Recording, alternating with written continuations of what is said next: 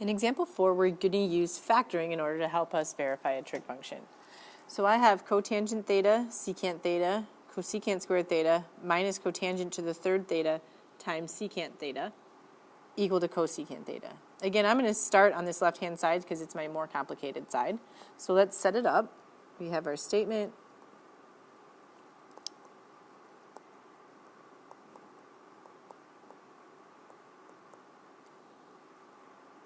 And then we'll get our rule in a second. So in my first step here, I'm going to take out the greatest common factor. Now if you take a look, this is my first term, and this is my second term on that left-hand side. So I want to look at what's common to both. So I have a cotangent here, and I have a cotangent here. I have 3 cotangents here and 1 here, so I can take out a cotangent. So I know I can take out a cotangent of theta. I have a secant here, and I have a secant here. I have a secant in both, so I can take out a secant of theta as well. I have a cosecant squared theta here. I have no cosecants here, so I cannot take that out. So I have my greatest common factor, and then I want to see what's left. So in this first one, I took out the cotangent, I took out the secant, so all I'm left with is the cosecant squared. And then in the second one, I started with 3 cotangents, and I took 1 out, so I still have 2 left, so cotangent squared theta. And I had a secant, and I took that secant out. So then I'm done. And the rule that we used here was just algebra, factoring. Step 2, if I notice inside I've got cosecant squareds and cotangent squareds, we should be thinking about our Pythagorean identities. And remember that Pythagorean identity is the 1 plus cotangent squared theta equals cosecant squared theta. So if I rearrange this one, I want cosecant squared minus cotangent squared. Well, here's cosecant squared. If I subtract the cotangent squared over to the other side, I'm left with just 1. So this becomes cotangent theta secant theta times 1. And that rule was using the Pythagorean identity.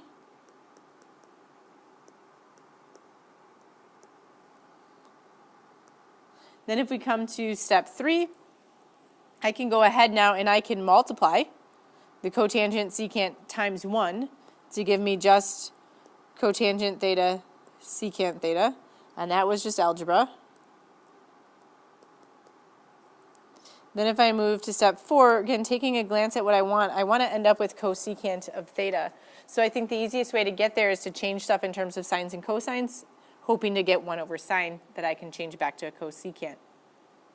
So my next step, I can change my cotangent in terms of sines and cosines, because using that quotient identity, I know cotangent is the cosine of theta over the sine of theta.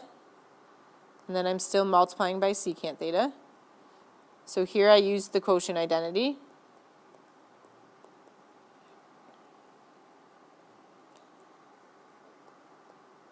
Then in number 5, I can then change the secant of theta into 1 over cosine. So I have my cosine theta over sine theta. Using my reciprocal identity, I can change secant to 1 over cosine. So that was my reciprocal.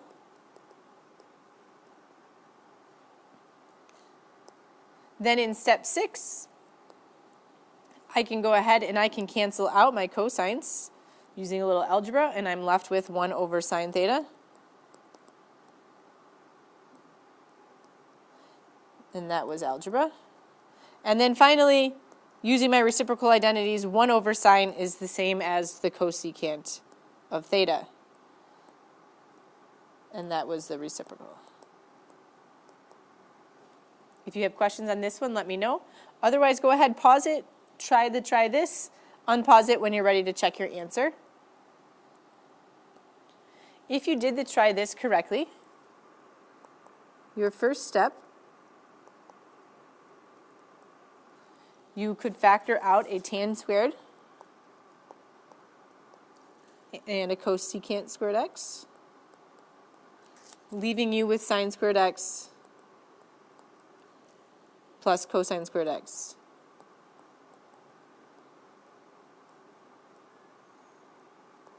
And the rule for that was just algebra. Number 2, using your Pythagorean identities, we know sine squared plus cosine squared is equal to 1.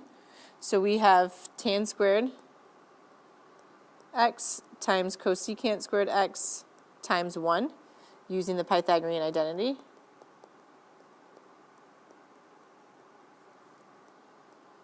Then step 3, we can go ahead and multiply by 1, leaving us with just tan squared x times cosecant squared x. And that's, again, just algebra.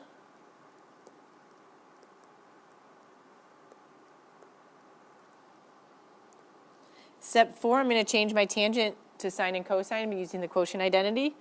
So I have sine squared x over cosine squared x times cosecant squared x. And this is quotient. Then I'm going to change my cosecant squared using my reciprocal identities. So I have sine squared x over cosine squared x times 1 over sine squared x. And that was the reciprocal. And number 6, I can go through and I can simplify. So my sine squareds are going to cancel out, leaving me with 1 over cosine squared x. And that was just algebra and simplifying. And finally, 1 over cosine squared is the same as secant squared x, and that was using my reciprocal identity. If you have questions, please let me know.